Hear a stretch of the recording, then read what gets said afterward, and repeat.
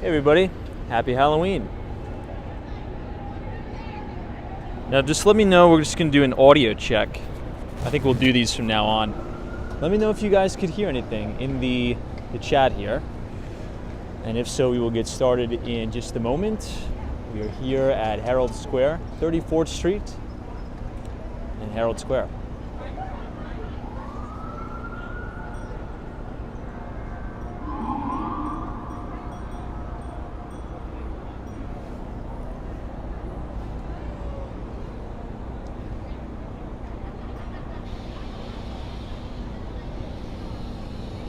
Okay, it looks like the audio is good.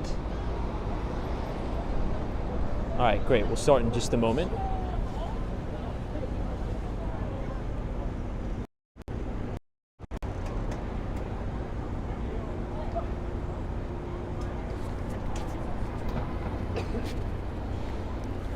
Someone says it's a little muffled. I guess we'll just have to deal with it. All right, let's kick it off, guys. Well, welcome everybody back to Walks in Wall Street. Today is the last day of October 31st, 2023. And tomorrow is really going to be the major day, the make or break, I should say, on Wall Street. Tomorrow is November 1st, and that is the conclusion of the Federal Open Market Committee meeting, or the FOMC meeting. So tomorrow, if you want to watch this live, CNBC should be broadcasting this live on YouTube. So tomorrow, if you're interested, you could listen to Federal Reserve Chairman Jerome Powell's remarks on YouTube, broadcasted live. Now, it's almost 100% certainty or 100% likelihood that we do not get a rate hike tomorrow. However, I do think the Federal Reserve is going to take a rather hawkish stance as it relates to forward-looking statements on the market. What was that?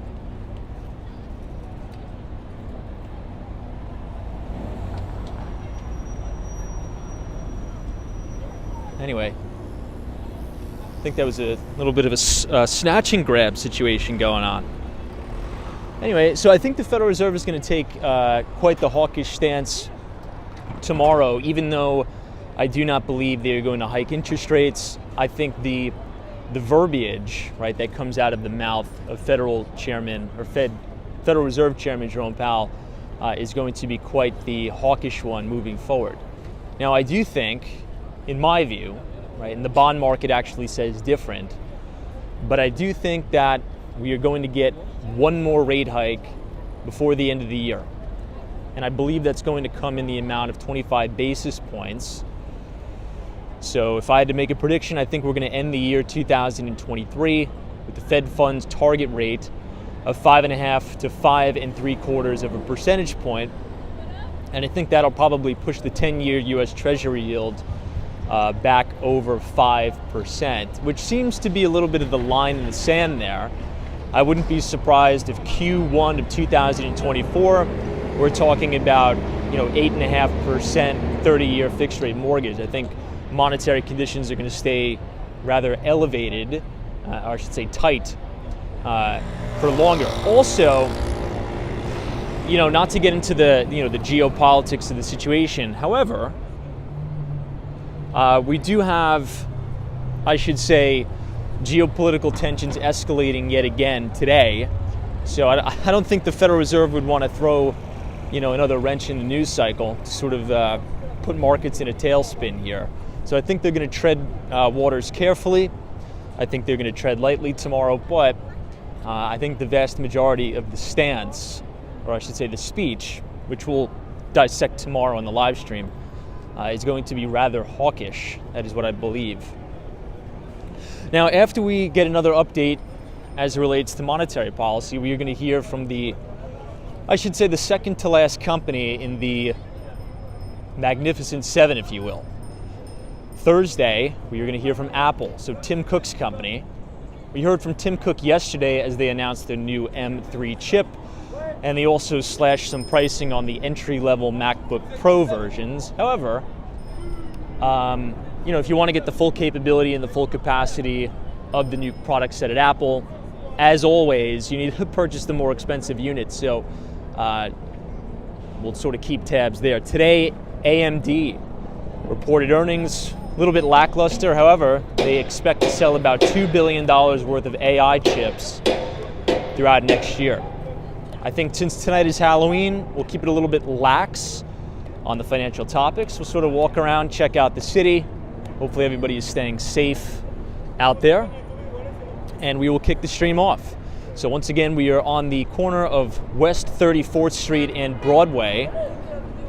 We're standing right outside of Macy's at Herald Square, and they already have the Christmas lights up.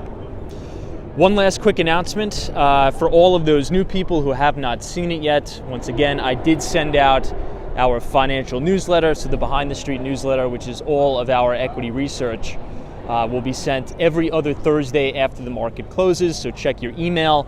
And if you haven't signed up yet, you could either type !news, N-E-W-S, in the chat, or you could scan the QR code on your screen, punch in your email, and every other Thursday after the market closes, you will receive all of our research in the form of a newsletter on Substack, where you could also listen to the audio version. Now check this out. This is the top of the One Vanderbilt building, and I believe it's all lit up for Halloween. It looks like the same exact thing for the Empire State Building too. It looks festive. It doesn't really look Halloween though.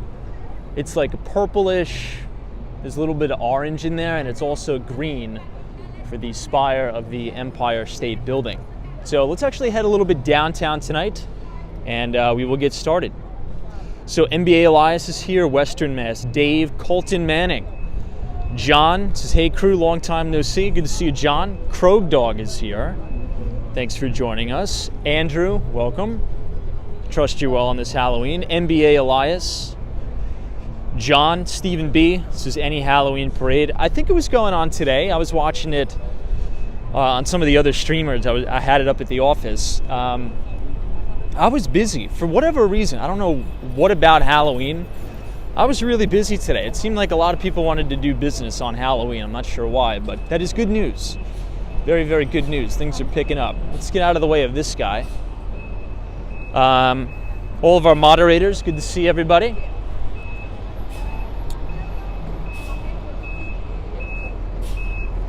What else we got? Hey, Kathy Lyons says, good evening, Tom. How was your day? Thank you for streaming on this Halloween. Yeah, the day was good.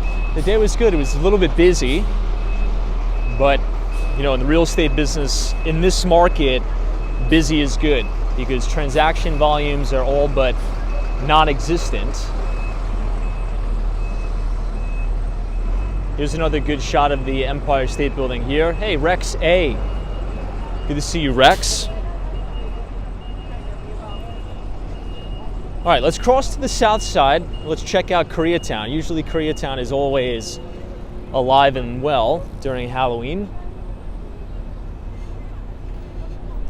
But for those of you who saw it, what did you guys think of the Halloween parade in the Village? It's always really fun every year. Hey, Fascinating's here. Wendy England, Steph UF, what's up? Junior says, what made you do the daytime stream at Bryant Park? Stretching the legs? Yeah, just stretching the legs. Stretching the legs, Juan Fernandez, good to see you.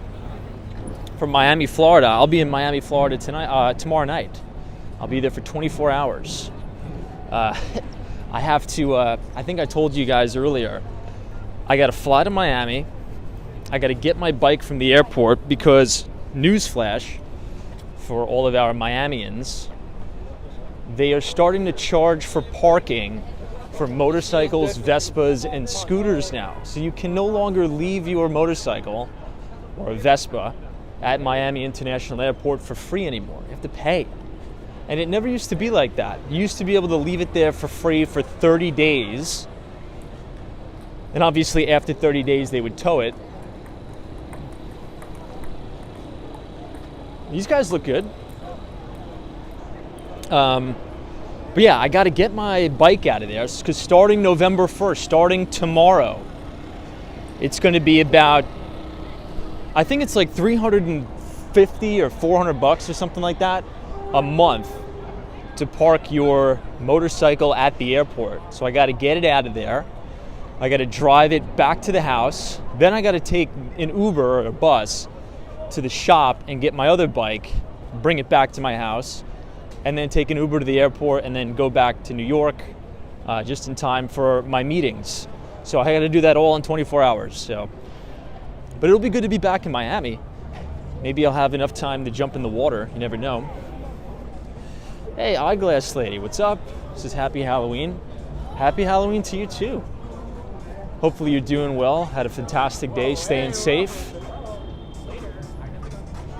I know John says you pay that in the taxi alone. Not really. I mean, from my place to Miami International Airport, it's usually about $24 for an Uber. It's not as egregious as New York.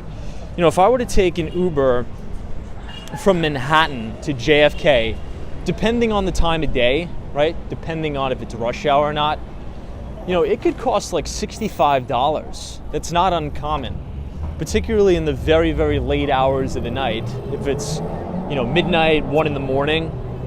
I've paid $110 for an Uber before from JFK into Manhattan, so it's pretty expensive. It's pretty expensive for sure.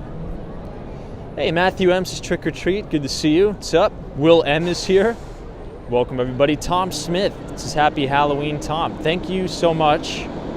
Happy Halloween right back at you from Koreatown, 32nd Street, Korea Way. One of my favorite spots in the city. But let's head down to the Village. We were there yesterday for a little bit. We'll head back there today. I know, someone says when you get to Florida, you're not going to want to leave. It's true. I mean, hopefully the weather will be nice. We'll see. Hopefully it'll be nice. My goal is that I just don't want any rain the 24 hours that I'm in there in Miami. Hey, Haas Manning says, good evening, Tom and everybody. Haas Manning, good to see you, sir. Hopefully you're well. And any updates on the strike? You know, for the viewers who don't know, Haas Manning is an actor. He's been in some very notable and awesome stuff. And he's been in the thick of this Screen Actors and Actors strike. All right, one more shot of the Empire State Building here. Joseph Hardaway says, what's up, Tom and chat? Good to see you, Joseph. Hopefully you're ready for the most spookiest thing of the week. And it is not today, it's tomorrow when we hear from the big bad Federal Reserve.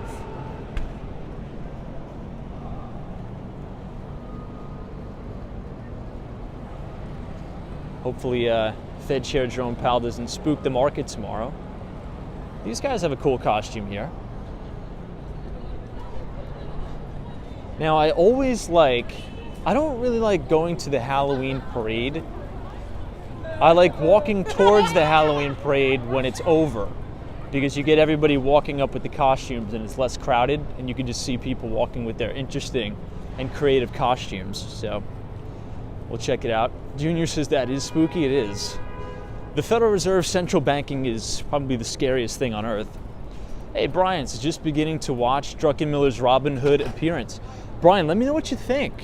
Let me know what you think. Yeah, I mean, for those of you who don't know, I think he's dressed up as Michael Jackson, I think, for Thriller. Great song. Love that. So yesterday on the live stream, we talked about the 2023 JP Morgan Chase Robinhood Conference, not to be confused with the fraudulent trading platform, allegedly. I'll take that back. Please don't sue me, Robinhood. But Stanley Druckenmiller and Paul Tudor Jones had a little bit of a keynote talk / interview.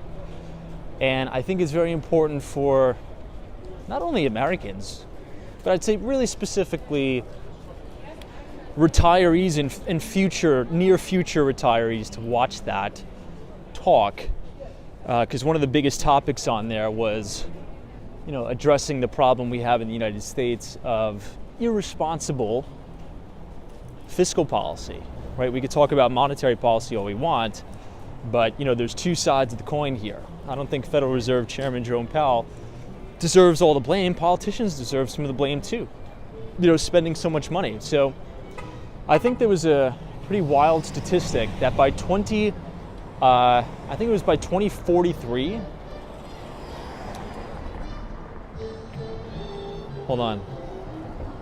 Is this who I think it is? Never mind. I thought that was somebody I knew. But anyway, so essentially the thesis of the talk was that all of these politicians will tell the American people that, we're not going to cut entitlements, we're not going to cut Social Security, Medicare, Medicaid, but at the rate that we're spending, and assuming interest rates stay elevated for longer, we're going to have to pay an astronomical amount of money on the interest on our debt. Right? Over the last 12 years, since the Federal Reserve has left interest rates artificially suppressed, well, that sort of worked in our favor temporarily because we could just binge on debt and it was manageable. But at higher interest rates, those payments are not going to be manageable anymore. So you're definitely going to need to cut some entitlements or going to cut some spending. And what I would say is I wouldn't hold my breath to rely on a politician to cut spending. So I think we got to be on the lookout there. But if you want to listen to that interview with that keynote talk, if you type !PTJ in the chat, so once again, !PTJ, the Nightbot will drop the link to the Stan Druckenmiller, Paul Tudor Jones interview. Hey, NBA Elias, Tom Stanley Druckenmiller accused Janet Yellen of making the biggest blunder in Treasury history. I saw that, and I actually give a little bit of pushback there because I think it's a little unfair. And trust me, I am not the biggest Janet Yellen fan at all. But this problem didn't start under Janet Yellen. Okay, other Treasury secretaries share in the responsibility, right? Because it also, the biggest issue, or I'd say one of the big issues is the following. And I'll sort of give a little bit of an example.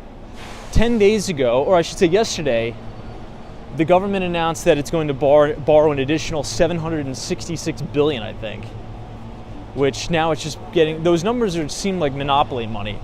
Like what, $776 billion, let's make it $1 trillion. Make it $2 trillion, like who cares? It's like the numbers don't even matter anymore. But the Treasury raises that through different durations, right? And the problem is we've issued a lot of this debt, look at these guys, at very, very long duration. So there's no duration hedging or duration risk that has gone on. But it wasn't just Janet Yellen, right? I don't think we should, put the entire blame on Treasury Secretary Janet Yellen. I think a lot of the other Treasury secretaries should share in the blame in that, but I definitely understand the frustration. Hey, Brian says he commented on Trump exploding the spending and how if he were to be reelected, that would continue.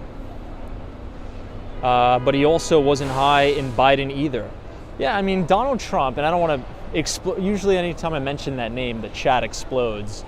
But it's true. I mean, President Donald Trump spent a ridiculous amount of money. And, as a conservative, that was sort of one of my biggest issues is that, conservatives are supposed to be, not big spenders. But I get you had COVID, right? You had coronavirus, so that, really exploded things. But yeah, President Donald Trump and President Joe Biden absolutely exploded, and Joe Biden continues to spend and spend and spend like drunken sailors. So it's both sides of the political spectrum that are putting us in this bad spot. So I definitely agree with that. I'm not a political analyst, but hopefully by 2000, oh, look at this. I think that's that guy from the It movie, right? Look at this, guys. Anybody see that movie, It? I believe that's the clown from It. All right, I think that's one of the best costumes we've seen so far tonight. Good costume there.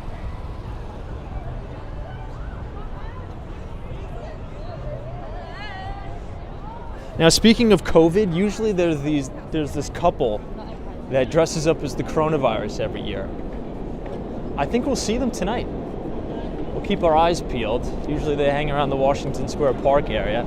That's my favorite costume. I think that's so creative.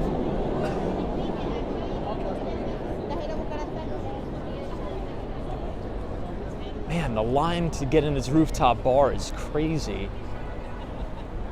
Pretty much stretches all the way around the block.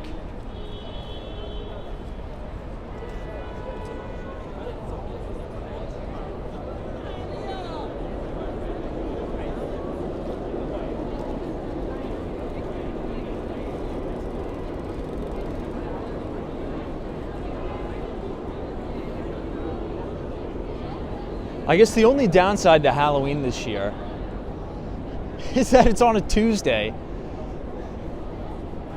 And there's a lot of people out on a weekday. Can you imagine if Halloween was on a Friday or a Saturday? Oh my God.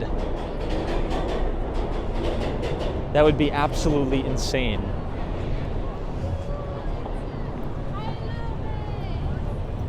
Let's see what we got over here. You know, the Mario Bros right here. And the dog too is dressed up. I think the dog is dressed up as Bowser. Very good costume. 10 out of 10 for that.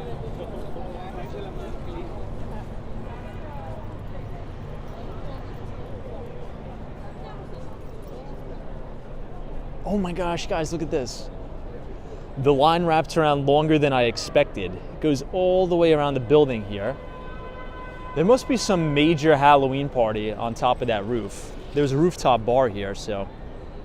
Hey, T-Cal, what's up? Good to see you, T-Cal.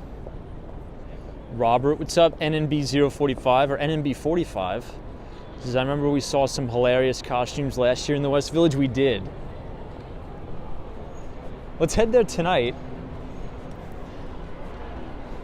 See, the good thing about going out at this time is the Halloween parade is over and everybody is walking back up from the Halloween parade, so the crowds aren't as crazy, but you still get to see all the very unique and interesting costumes. Ooh, look at this guy. He has a, oh, that's so sick. He had like an LCD screen for a mask on his face. Do you guys see that? If you rewind it like 2 or 3 seconds, you'll see his mask like changing.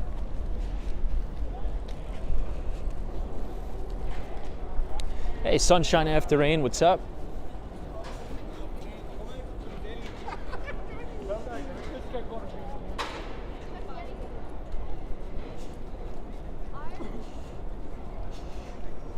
But yeah, I mean, long story short, that was a great keynote by Stan Druckenmiller, Paul Tudor Jones. My biggest takeaway is the following, and we sort of talked about this last night. It's that we can't rely on the government. We can't rely on the government to take care of us in retirement. And we can't trust the government, nor on the right or the left. So I think it's important, particularly if you're a young working professional now, I would just, you know, if you're 28 years old now, 30, 35, I would just totally accept, I would come to the reality that you're probably not going to have any Social Security when you retire. Now, is there a possibility it may still be around? Yeah, there is. But I think to be safe, I would just assume nothing that the government says, nor Republicans or Democrats, is anything remotely truthful. And just build out your own infrastructure and make sure you're set and take the initiative yourself to set yourself up for success when you're older. That's really what I took from it, because you never know. I mean, what's the worst case scenario? Worst case is that you prepare, you do the right thing, you accumulate assets, and Social Security is still here. Then you get a double whammy.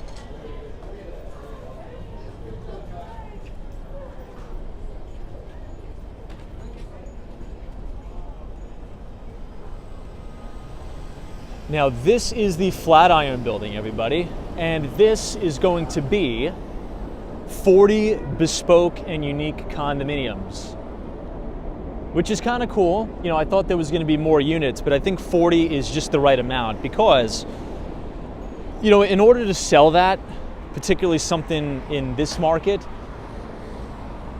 the more units you have, I mean, it's going to sound obvious, the harder it's going to be to sell. But I'll give you a prime example. The largest office to condominium conversion in the city's history. Oh, let's see what these guys are. I think they're the Teletubbies. The largest office to condominium conversion in the city's history is a place called One Wall Street, which is right outside of Trinity Church in Lower Manhattan. Harry Macklow, which is a very, very well-renowned and famous real estate developer and investor, he took a lead on the project. Also, the Saudi, one of the, well, I don't know if I can say that. Well, there's a big family office who also owns a big chunk of that building. And it's 580 units, but they're ultra luxury. That's the problem. And it's not moving. The product is not moving. Because when you're selling luxury real estate, the appeal and the allure to much of the luxury real estate out there, not all, but a lot, is scarcity, right? A one of one. Like, why do people buy a Picasso, right? Why do people buy all of these extremely rare art pieces? It's because it's of limited supply.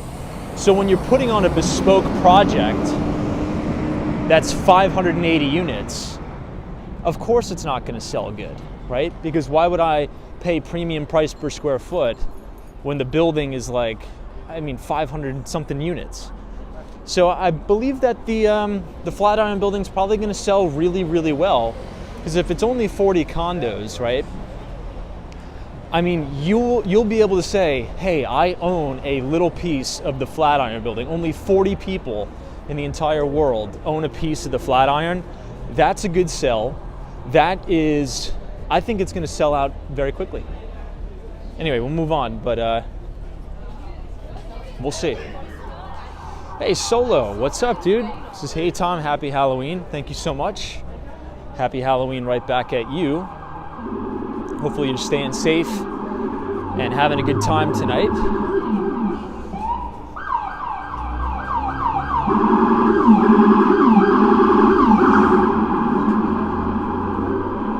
RJ from Colorado, what's up? Good to see you. Yeah, technically fundamentals, the store of value and scarcity. Yeah, luxury product, they want one of one pieces. They want something unique, authentic, scarce. I think that was a little bit of a blunder there.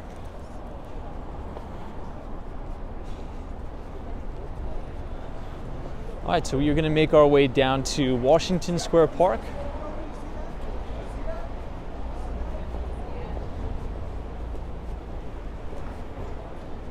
Hey, Roz999, says Tom, any guesses of what the Flatiron condo fees will be? I honestly have no idea. I have no idea. I think it's still way too early to even be considering that, but I mean, I'm really just curious how the units are going to look, because I mean, let's face it, the Flatiron Building is, I mean, just look at the floor plans there. I mean, just look at the building, Google a picture of it. I don't know how they're going to make the apartments look nice in there, just because it's so narrow, right? I mean, I don't know. We'll have to see as it rolls out. But I'm assuming if it's only going to be 40 units, they'll probably go with like an ultra luxury appeal to it. But being that it's so thin, right? and the layouts and the floor plans are a little wonky, you know, the designers, the developers, and the architects are going to have to get really creative. The good news is this: there's probably going to be the best of the best that's put on that project, in my view, if I had to bet. Ooh, guys, check this out. Great view of the Empire State Building. Looks stunning here.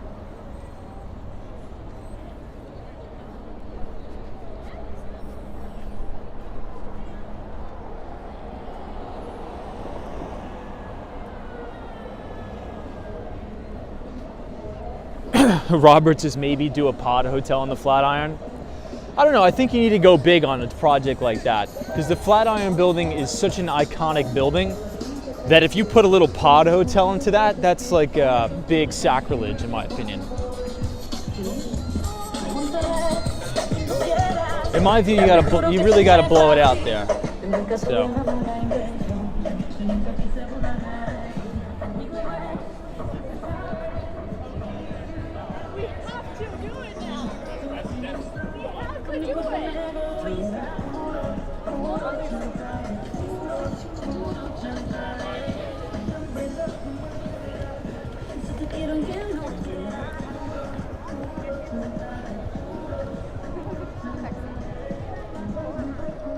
Hey, Rodriguez, can't believe next year I'm going to call New York City home. We're happy to have you, sir. Thank you so much for moving to New York and taking your talents here. We appreciate it.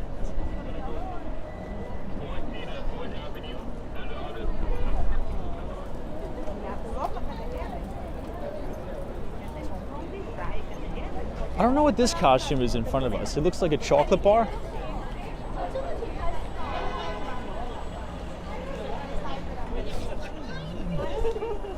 I know, NBA Elias is like, I'm surprised how many people are out tonight, especially on a school night. Could you imagine what the city would be like if it was a Saturday or a Sunday? No, a Friday or a Saturday? The city would be insane. The city would be nuts. I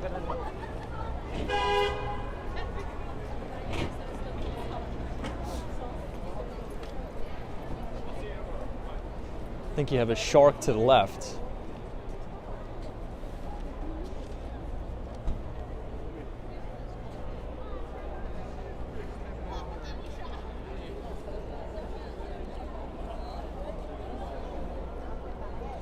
Hey, Jeff in Southern Tier, New York, says Tom, it says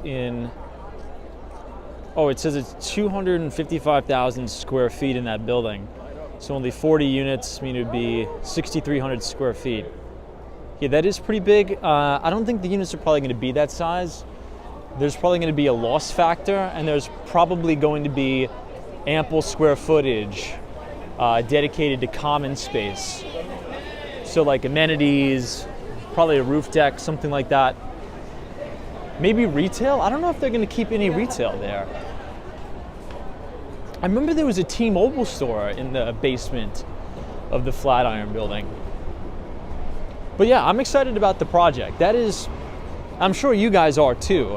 I mean, we'll see who gets chosen to represent sales on the building. Or maybe it's just going to be all sponsor-led sales. We'll see. We'll see.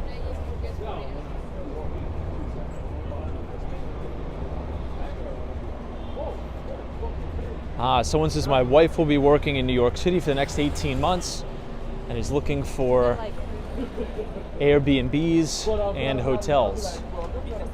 Wait, did I read that right? 18 months or 8 months? I've been seeing a lot of alien costumes. I like the alien costumes.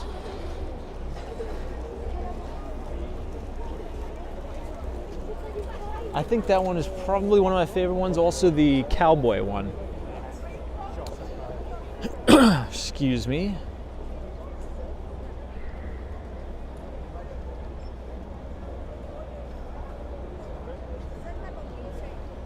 All right, I'm trying to look for that comment. Joe says my wife will be working in New York for 18 months. Looks like hotels and Airbnb. I think it's going to be pretty hard to find an Airbnb.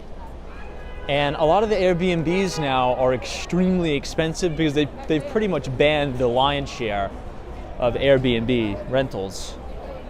But I would try to sublet an apartment unit. That's what I would do. I mean, 18 months, just sign a lease on a 12-month, actually. And then maybe just ask the landlord to roll it over. Or just do subletting. 18 months is a long time.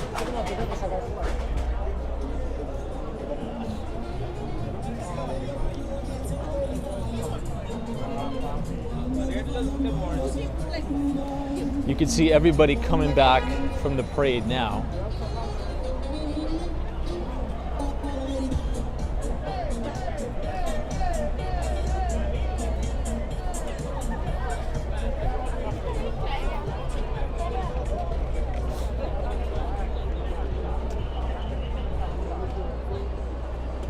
Oh, wow.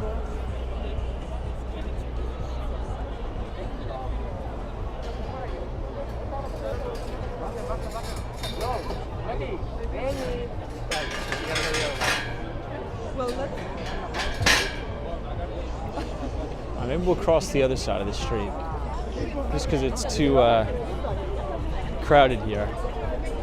Not the biggest fan of crowds.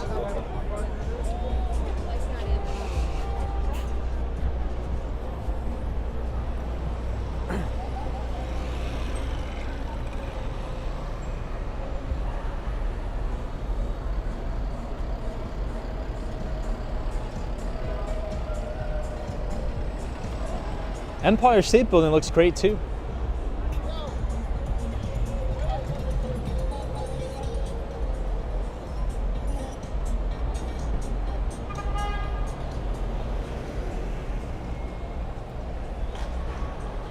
Somebody's asking about the Sam Bankman-Fried fraud case.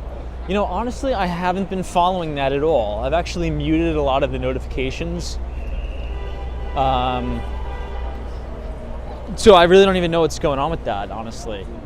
If I had to guess, he'll probably do some jail time for sure. But yeah, I mean, you guys know my stance on the whole thing. My stance is that any exchange, cryptocurrency exchange, that also has its own security, as I like to call it, but its own coin, I would not put any of my money there.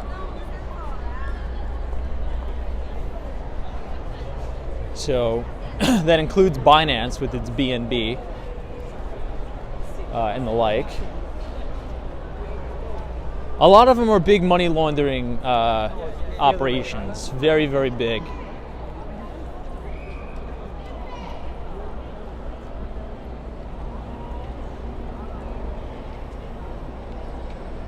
Oh, we have one Spider-Man.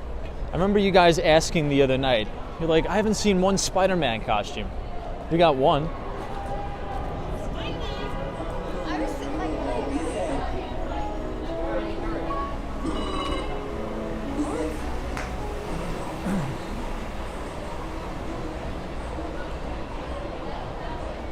Now, speaking of the SEC, Securities and Exchange Commission, did anybody see what Gary Gensler tweeted for Halloween? I thought it was actually kind of funny. Go check it out on Twitter. Go to Gary Gensler's Twitter page.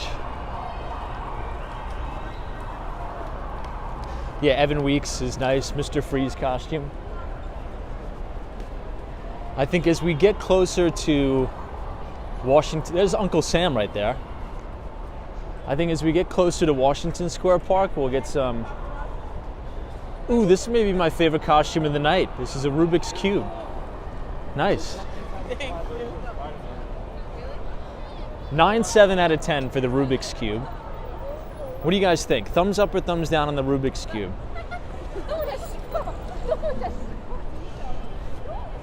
I think that's a first. I've never seen a Rubik's Cube costume in the city before.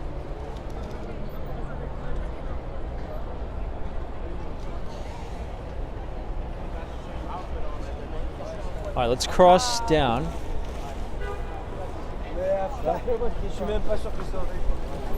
This guy in front of us is a banana. I'm not sure what the other guy is. Maybe a marshmallow? A banana and a marshmallow, maybe? Or snowman.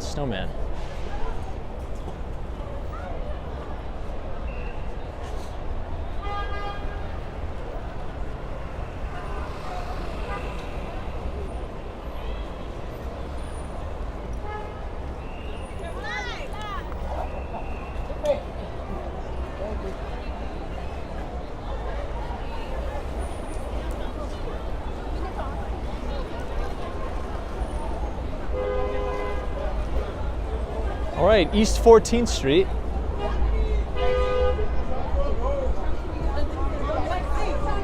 We are going to head towards Washington Square Park.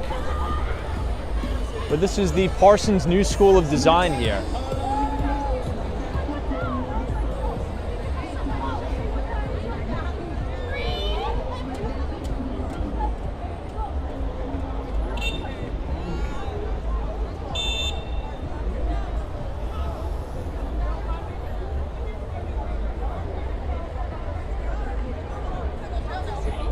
We'll check out Washington Square Park. I don't know if the police officers closed it off tonight.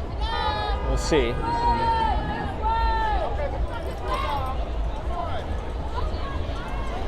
If I had to make a prediction, I think there's going to be a lot of people calling out of work tomorrow. Man, it feels like a Friday night here.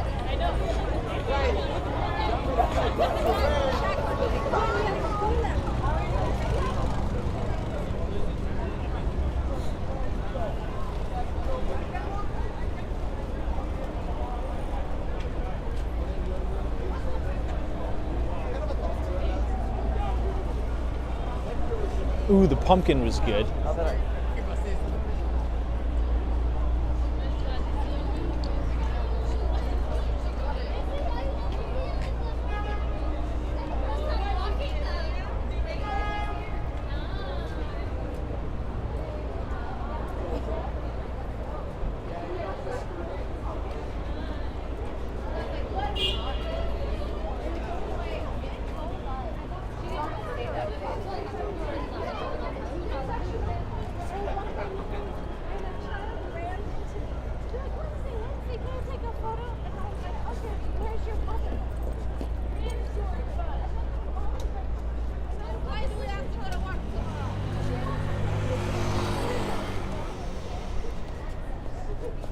Okay, let's try to get back up on the sidewalk.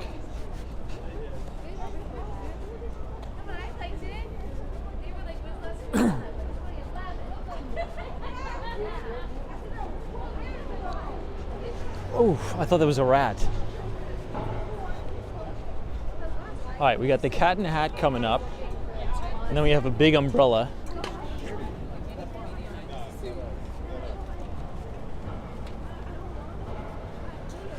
RPT says this is such a treat. Isn't it fun? I like walking around New York during Halloween.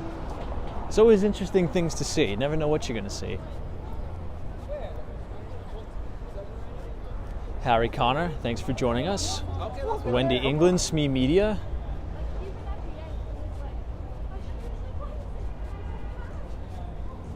Yeah, I'm gonna get Fifth Avenue. Yeah, so I'll meet you in Fifth Avenue.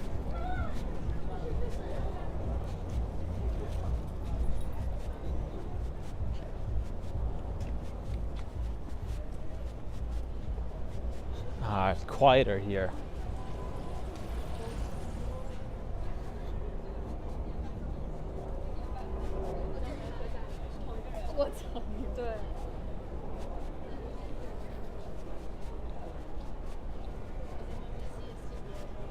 No, yeah, I know. Now, if I had to bet, I think the park is going to be closed, even all but temporary.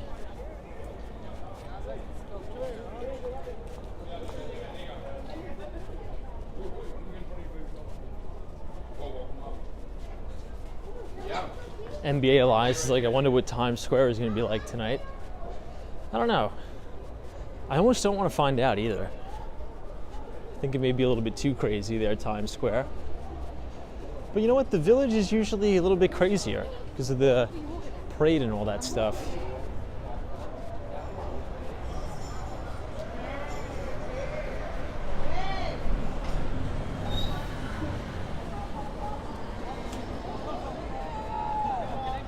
Oh, look at these guys. Let's cross and check this costume out. Anybody know what this is? The Alien is one of my all-time favorites, but I'm not too sure what these two are.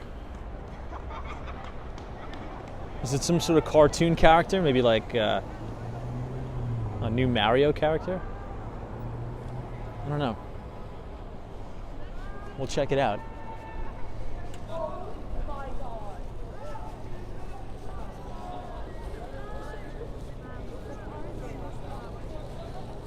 Someone says it's Adventure Time. I'll have to Google that when I get home.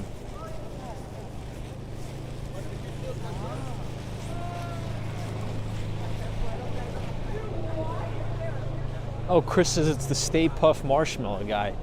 Oh, that's who we mistaken for the Michelin Man. Remember that? We'll check that out too. We'll go to the village.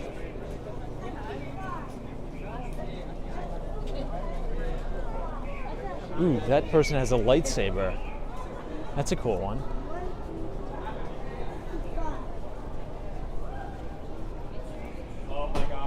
I think this is the headquarters for Forbes on West 9th Street.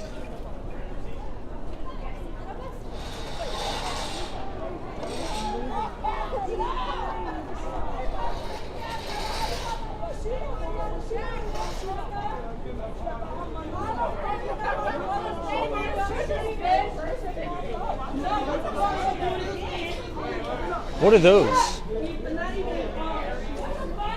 Any thoughts in the chat? What is that? Let's see, cannoli.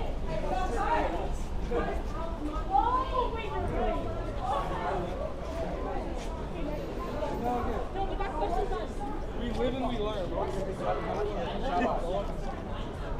You guys know the game.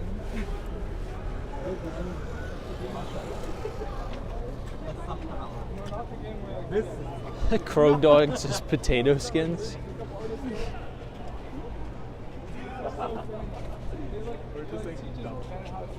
Lance says, ask them. No, I don't really like interacting with people too much. Nothing, just kind of like to keep on the outskirts.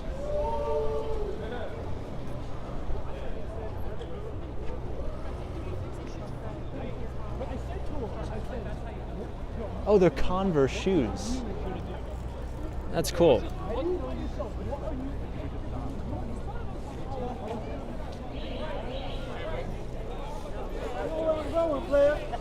you walk in the middle, You try her. Yeah, I think the back of the shoe was the, I saw the front, Converse. That's a cool costume.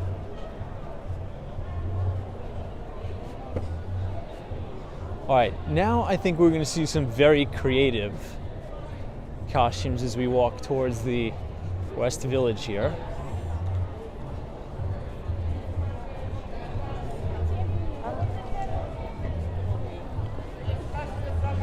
I think this is Patrick coming towards us, Patrick Star from SpongeBob.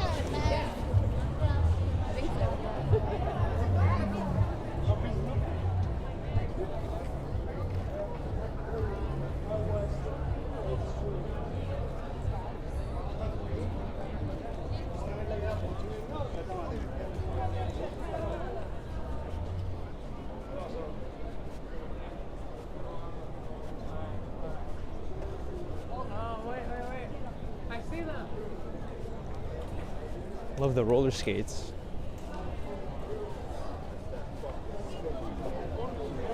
Oh yeah.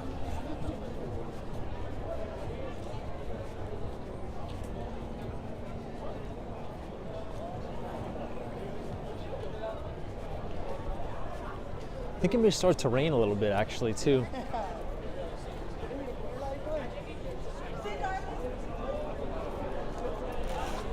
Oh, look at the chicken all over there. Let's get a closer look at that. You guys see that? There's a big inflatable chicken.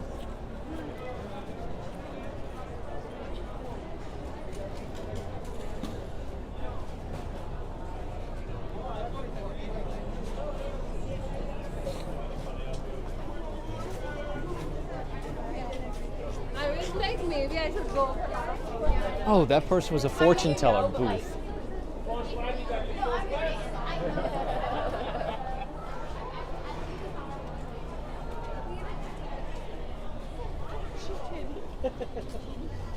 Seems.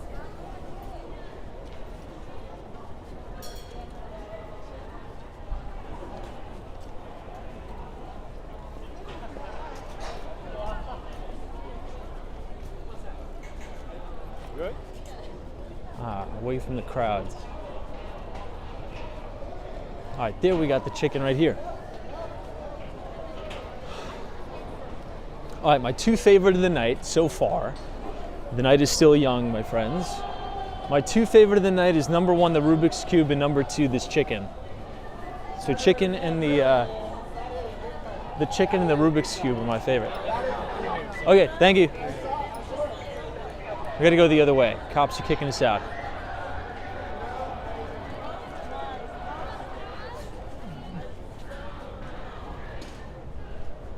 We'll go back through the barricades, or maybe we'll go to MacDougal Street. I think there'll be a lot less people there.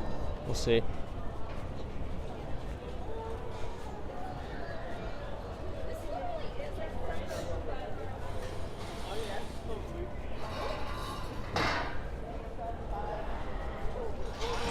I know Stephanie's like about face. I thought the guy was gonna make me drop and bang out some push-ups here for you guys as punishment for going the wrong way.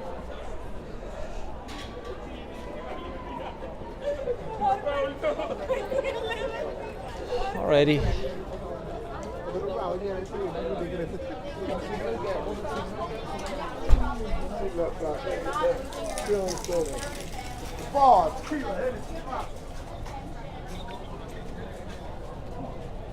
Alright, we'll make a right on MacDougal, and this will take us all the way to the main college town, if you will, for New York University. We'll also get a pretty good view of the World Trade Center.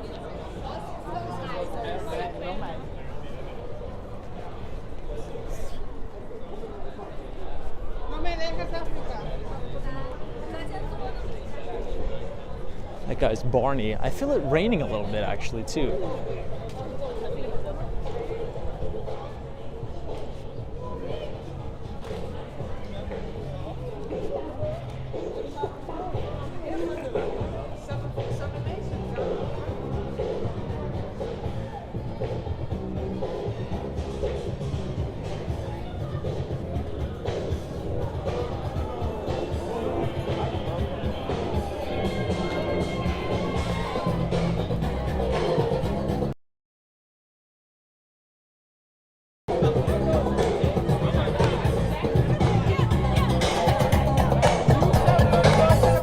I think these people are cards.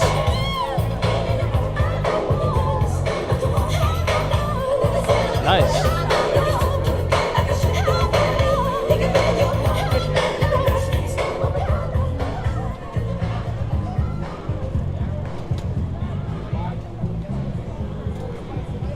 Yeah, they did. So they closed down Washington Square Park.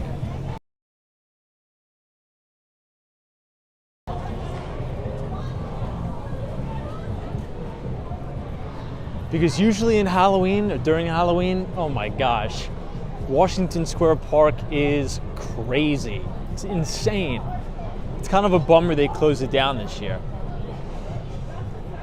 But if you guys are enjoying the live stream, feel free to leave a like on the video and hit the subscribe button if you're new.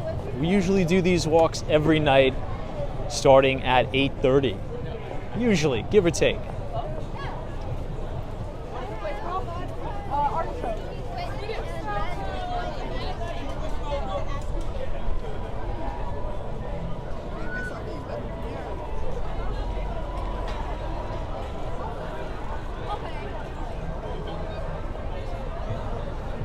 You know, the trains are probably going to be crazy crowded down here.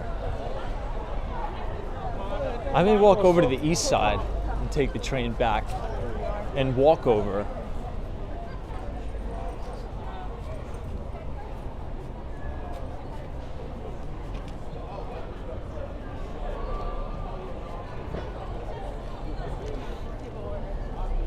I think this is another inflatable chicken. 2 inflatable chickens.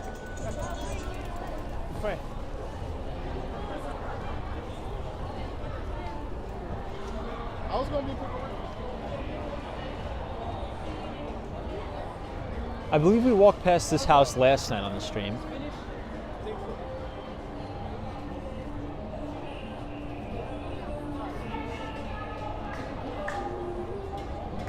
I think this side is blocked off too. We'll go around.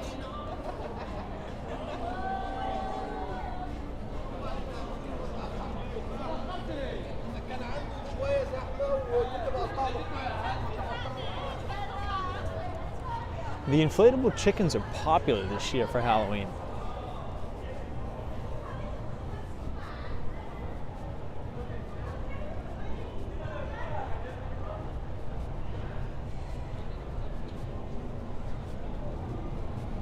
Hey, Melissa 2087. What's up? I see Dave. What's up, Dave? Western Mass. Florida's here. So any block parties?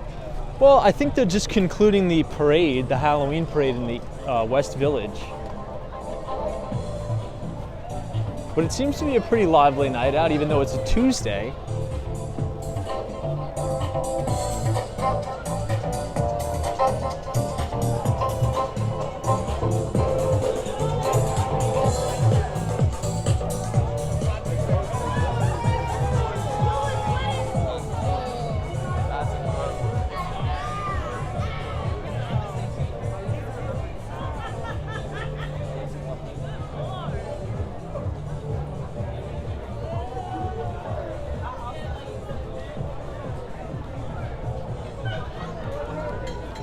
TD, Teresa Diaz, what's up? All the way from California. Good to see you.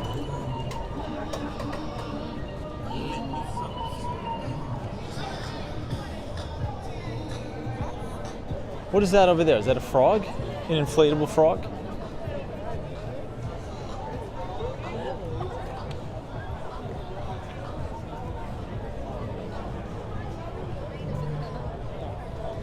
It is. It's an inflatable frog.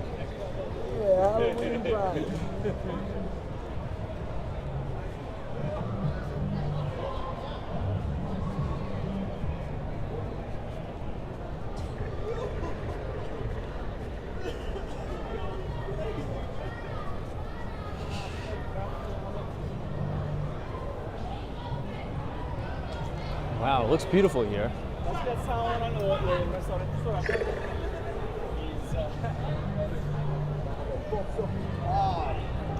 You can see the Empire State Building all the way in the distance too.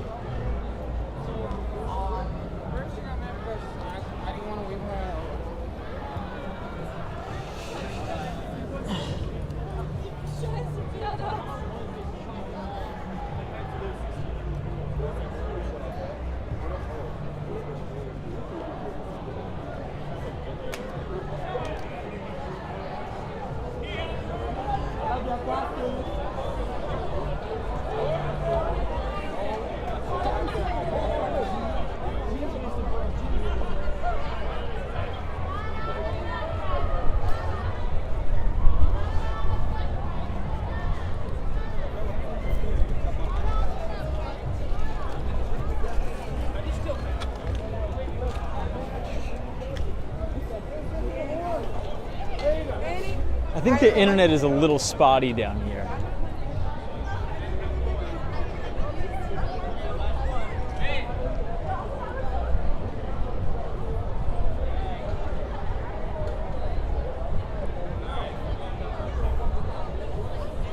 Zen says being from Florida, the frog gets a 10. Fair. I'll be in Miami tomorrow night.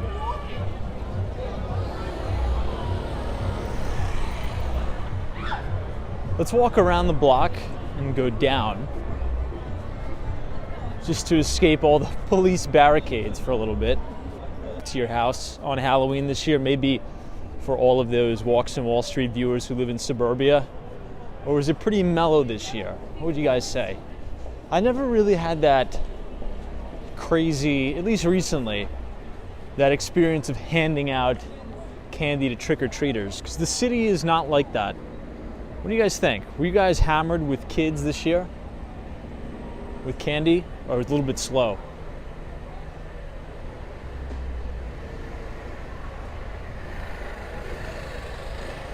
Hey, Sunshine NYC, what's up? Good to see you as always. Hopefully you're doing well. Gina Thomas says it was slow this year. Oh, these guys are Scooby-Doo. Nice.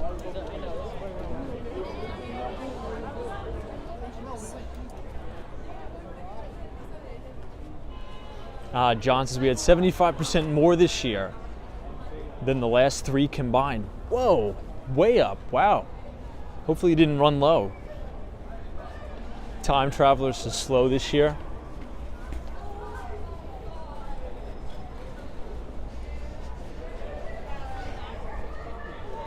I guess we'll be getting the data pretty soon over the next couple weeks on spending for the Halloween holiday. Thompson Street.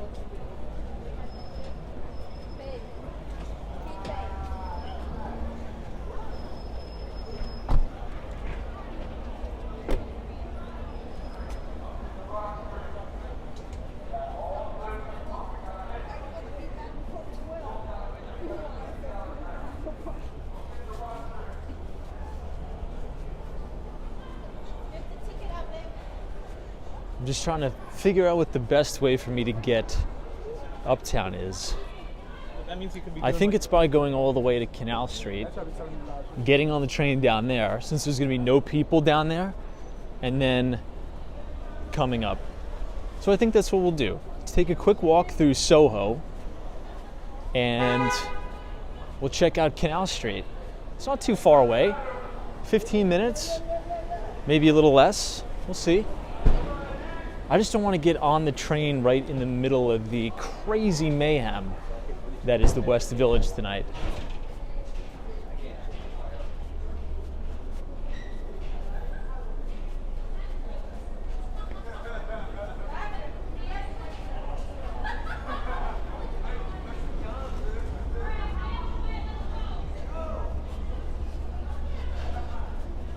Now, just as a quick review tomorrow, I know we didn't really talk much finance tonight, which I think is appropriate because it's Halloween. I think we had a lot of fun checking out some of those costumes, but tomorrow is the day.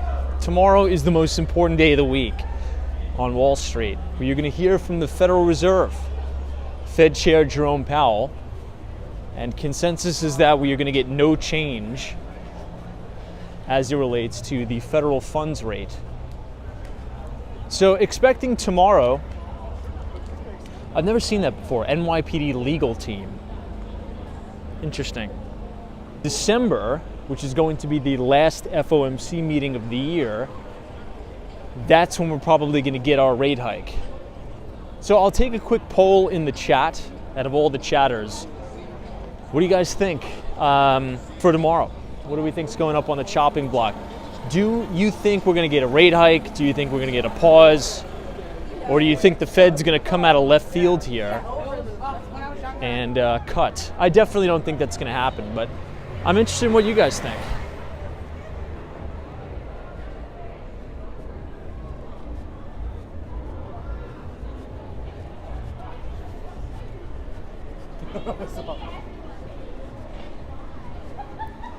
Pause, no hike.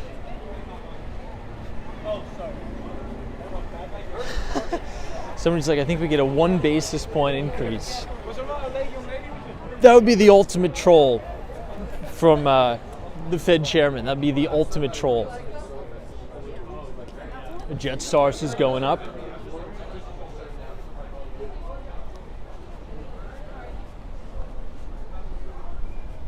Interesting. NAV says Canada is expected to go into a technical recession this year. Now, it's going to sound a little bit dark and gloomy, but, you know, it's just the truth.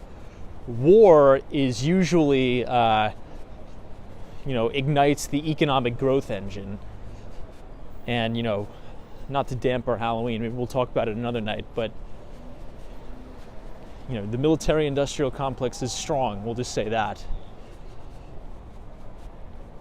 Don F says, you think they're going to hike by 25 basis points tomorrow?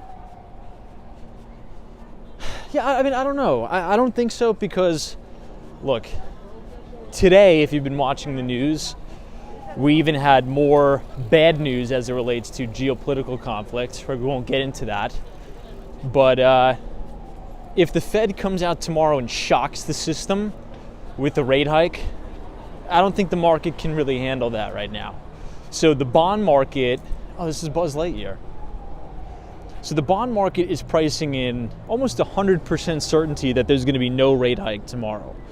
And I think, the Fed is sort of going to fall in line with that and not put a shock to the system, if you will. But what I do think will happen is he's just going to talk down the market and say, hey, we've seen the economic data come in. We're watching the CPI numbers and the CPI report come in.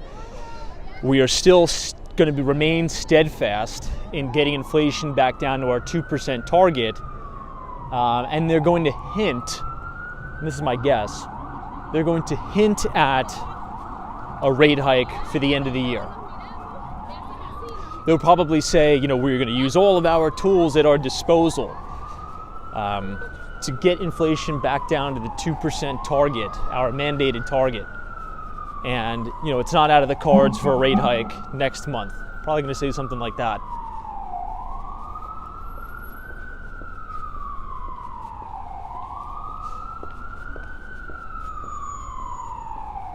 Hey, hang with Mark Mom. Happy Halloween. Hey, TK Porsche says Fed would like to cool off consumer and discretionary spending. Yeah, I mean, we sort of talked about this, and I wrote about this in the newsletter last week. We're starting to see some cracks in the U.S. consumer, right? And this showed up in bank earnings throughout earnings season. The beginning of earnings season always comes out with bank earnings.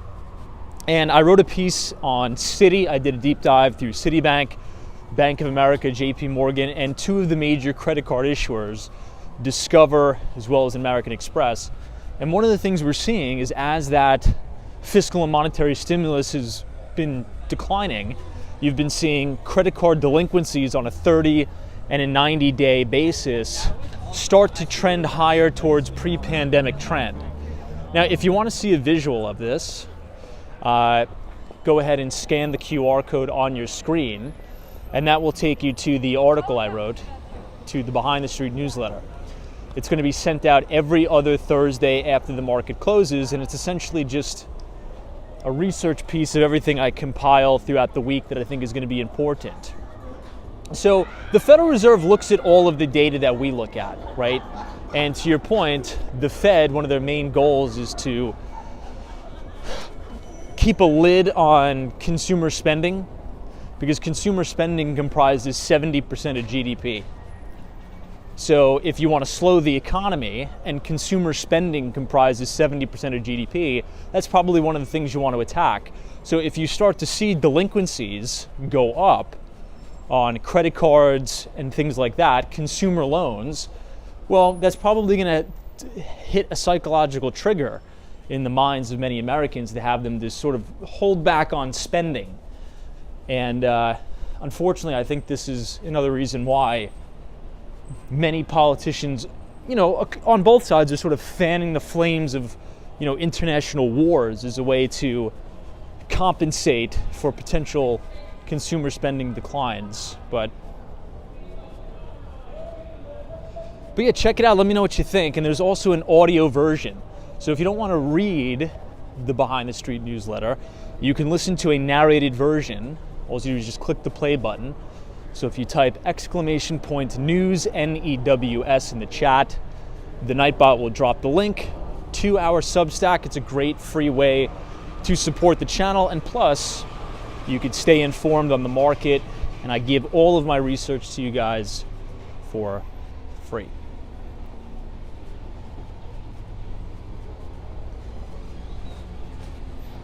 We should be coming up on Grand Street here in a moment. Oh, look at this. They're setting up some sort of a new store here.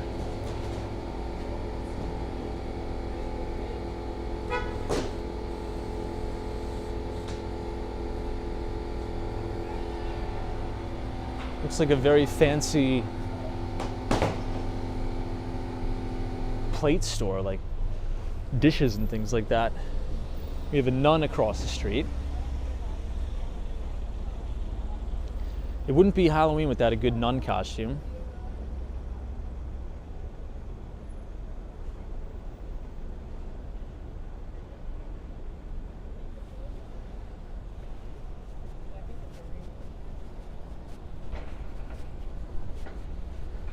Spring Street. I like it how it's quieter down here.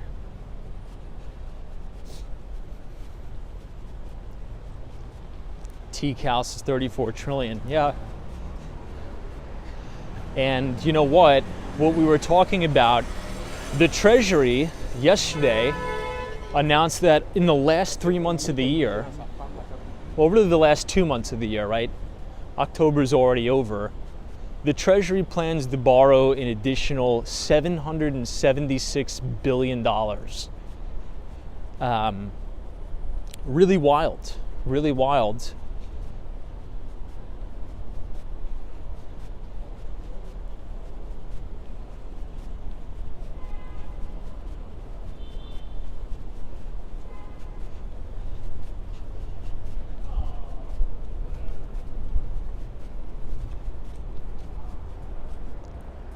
These are some beautiful buildings here. You can see a lot of the original loft style apartments, which are really nice.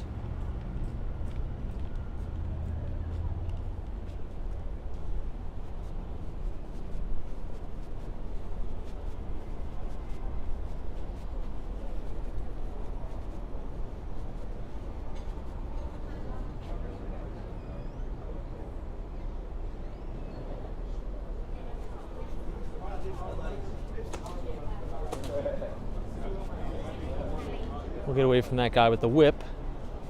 Don't want to be any collateral damage there.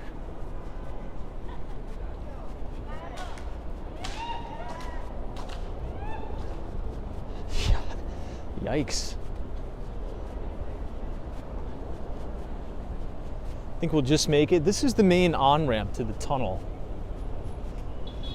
If you look all the way down the street, you'll see the entrance to the tunnel that'll take you out to New Jersey.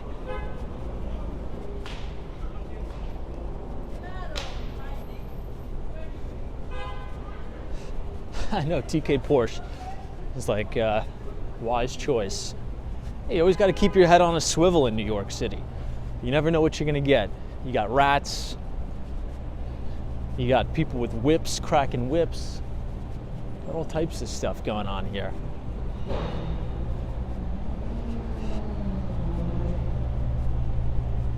Lightsabers, everything.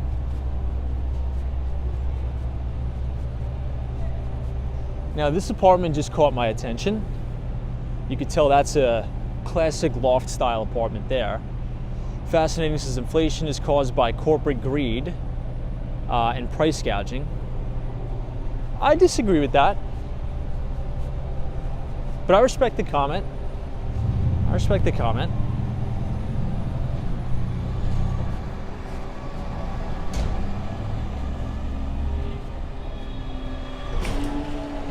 All right, Grand Street. We've officially come to 74 grand. Well, not 74 grand. Down here is one of our listings. If you want to see it, I forget the Nightbot command. I think it's !grand, G-R-A-N-D in the chat. I think that should do it. That should drop the video to our listing over there at Grand Street. It's a beautiful loft-style apartment. Now, the building actually used to be in disrepair, and the developer bought it, and they did a full restoration on the facade. It's a 72-ton cast iron facade, and every single floor in the building is its own dedicated floor, 10-foot ceiling heights. I think the penthouse has 16-foot ceilings, and the place is amazing. It's a hidden gem in Soho, a classic loft-style apartment.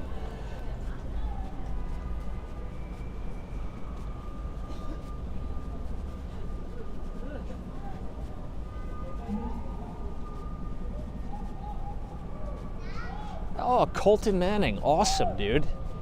This is a quick update about me moving to the city. I had 2 good calls with companies. That is awesome, dude. That's fantastic news. Very happy to hear that. What is this?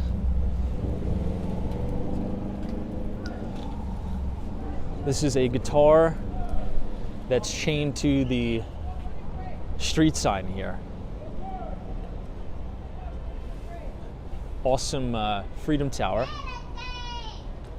This is a guitar. Cool.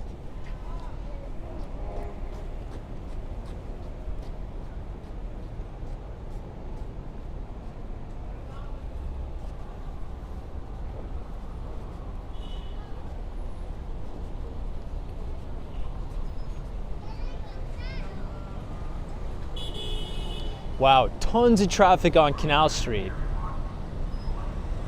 For those of you who don't know, Canal Street essentially splits the island of Manhattan in half. If you go all the way down here, this will run you into the Manhattan Bridge. But if you go all the way to the west side, that will take you to the tunnel. Make that left right there. Come on, man. Come on.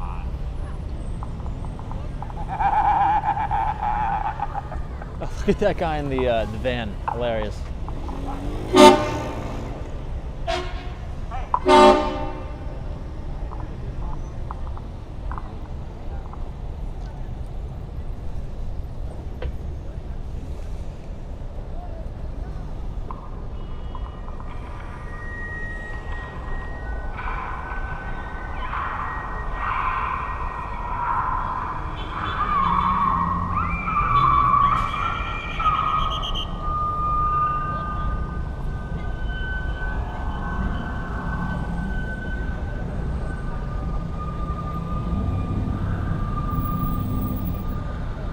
All right, since we got the light, we'll cross this way. Might as well. Crazy traffic. It probably takes an hour, maybe more, just to get through on the tunnel. Okay.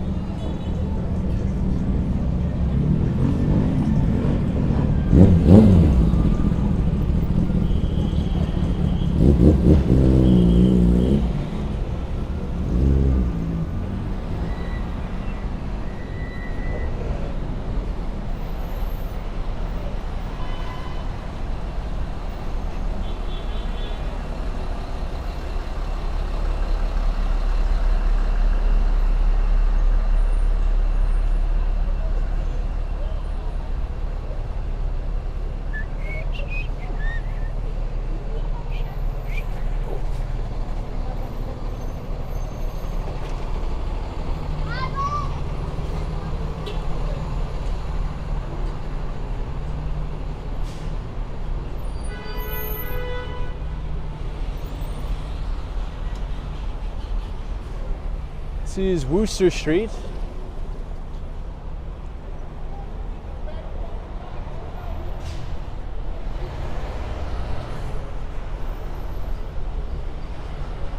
I'm surprised at all the traffic. I guess a lot of people drove in for Halloween, I guess.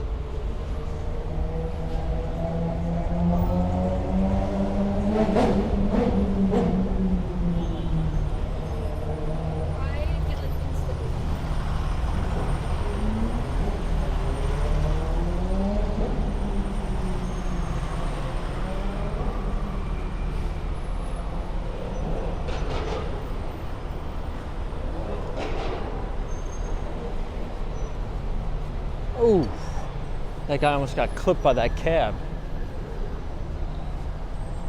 Gotta be careful. I think the traffic is so bad because the NYPD is closing down a lot of the cross streets for the parade still.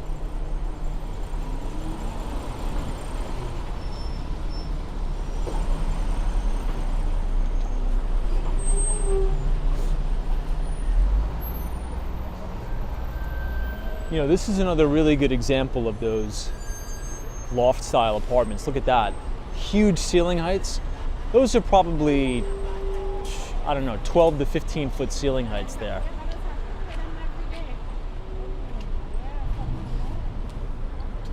All right, Ronald Weathers, you're a little bit of a weirdo. So we will get you out of here.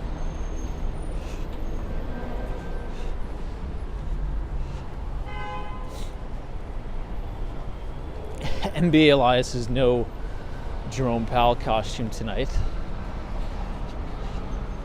Yeah, that's going to be the scariest day of the week is tomorrow. We're going to hear from the big bad central bank.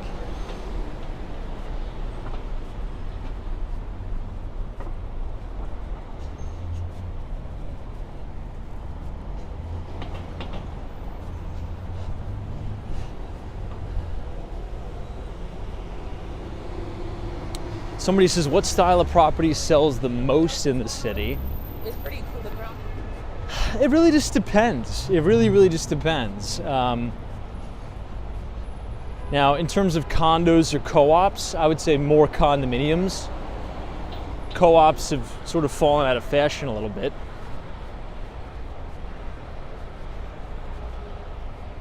This looks new. This theater. This was the old bank. I remember it being all covered in scaffolding. Maybe they just took it down. What are these guys?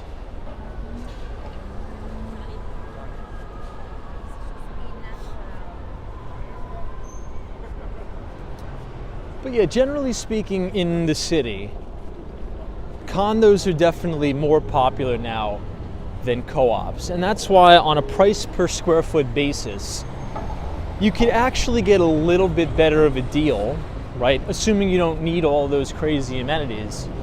You can get a little bit better of a deal in terms of price per square foot on co-ops. But again, not going to have a lot of amenities. It's going to be a little bit older building, but that's the trade-off. A lot of millennials, Gen Z, they're really gravitating to a lot of these newer condos that have all the bells and whistles, like swimming pools, dog spas, just a lot of crazy stuff. But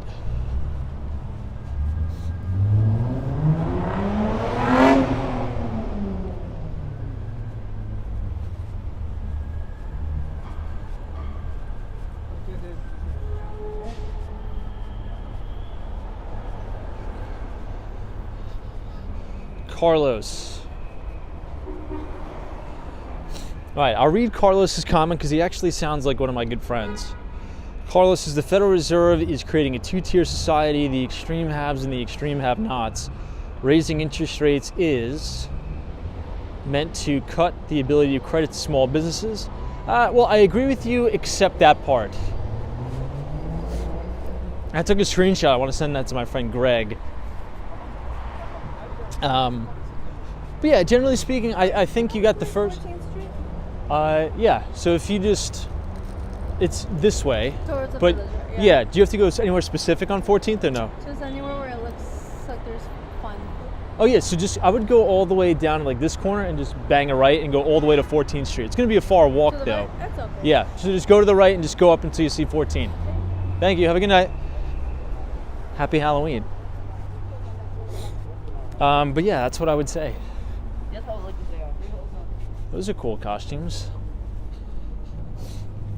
Hey, Madison32, thank you so much for your $10 donation. This is Larry Fink went to the Black Rock Halloween party dressed as Janet Yellen. Hilarious. Just kidding, just kidding. Madison32, thank you so much. That's a great comment. No, but I mean, Carlos, I think you're right. And the Madison32, thank you for your generous donation. Thank you for supporting the stream. You know, I would argue that yes, the Federal Reserve has created that two-tier society, as you talked about, but they've done that by leaving interest rates artificially suppressed, not the other way around. When you have rates normalize, right, that's actually how you grow an economy in a more efficient way. Economies are supposed to grow in a sustainable way through first savings and then investment. We've sort of taken this turbocharged shortcut over the last 12 years by making liquidity extremely easy to access for very, very wealthy individuals and corporations.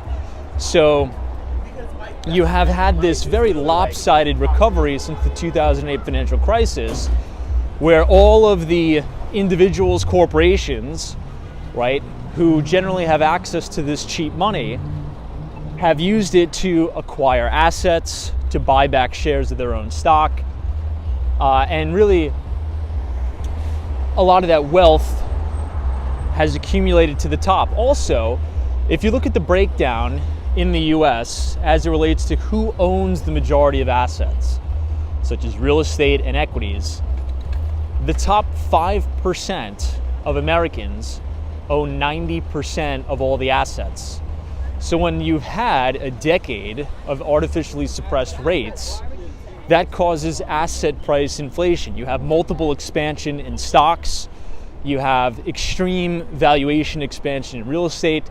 So it causes an effect where it makes it harder for the lower class and the middle class to attain those assets because they're being inflated, and it makes the very rich people more wealthy, way more wealthy, because they already have those assets. So for me, I think the Federal Reserve needs to let rates normalize here, because that is an easy way for regular American people to start to grow a little bit of a nest egg, right? If you have, some money in a bank account that's actually going to be yielding something substantial, right? Back when my grandmother was alive, or back when my grandmother was my age, I should say, interest rates, you could make a decent rate of return in a regular bank account.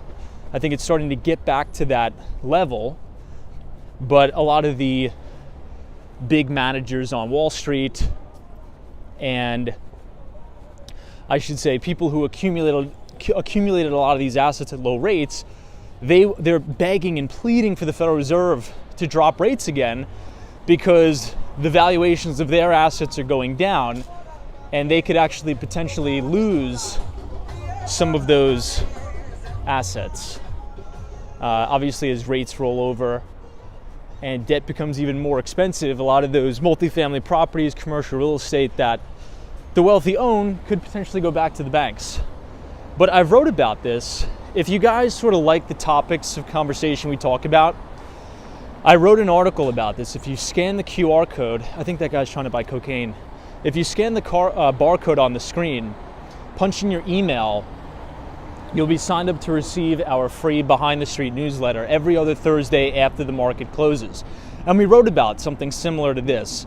But I gotta run, I gotta get on the train. Thank you so much for joining us tonight on Walks in Wall Street. And I will see all of you right back here tomorrow at 8:30. Happy Halloween. Have a fantastic, fantastic night. And thank you for accompanying me in New York City on Halloween night. If you enjoyed it, feel free to leave a like on the video. Click the subscribe button if you're new. And again, if you want to be signed up to receive all of our equity research for free, you can type !news, N-E-W-S in the chat, punch in your email, or just scan that QR code and you will be signed up to receive our Substack. So Vanessa, I appreciate it. Hang with Mark Mom, Abdullah, all of our great moderators, Sally, Arctic Tren, Colton Manning, Western Mass Dave, MBA Elias. Always a bull market somewhere. You just need to know where to look. Good luck tomorrow as we hear from the Federal Reserve. Take care.